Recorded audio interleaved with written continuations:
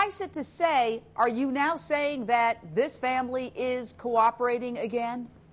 Yes, that's correct. And you're right. You know, we'd really rather not look backward. The important thing is that the parents are involved in the investigation, and I've said it a bunch. Nobody knows more about what goes on and who's been in that home than they do, so their involvement is key to us helping find this child, and that's our number one priority.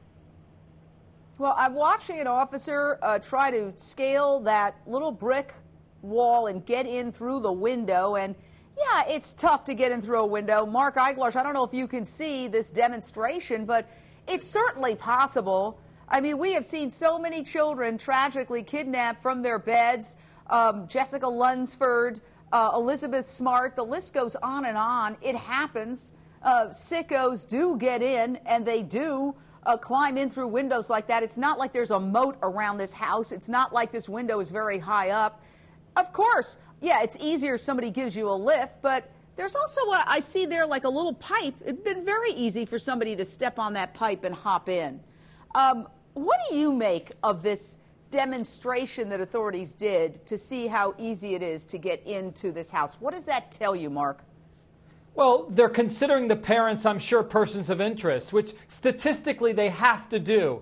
If you look at the National Center for Missing and Exploited Children, over the past couple of decades, they've handled approximately 278 missing children cases. Only 13 involved abductions by burglars, as these parents are alleging. So statistically, it's unlikely what they're saying. It doesn't mean it didn't happen, so they have to explore the plausibility. Now, I know that 300-pound overweight folks are usually not signing up to be home burglars.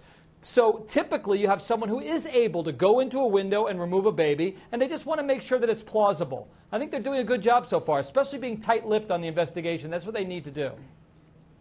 Well, they've also, according to the mother herself, given her a polygraph. Now, this is what a family spokesperson had to say about baby Lisa's mother, Deborah, being questioned and given a polygraph test by law enforcement. Check it out.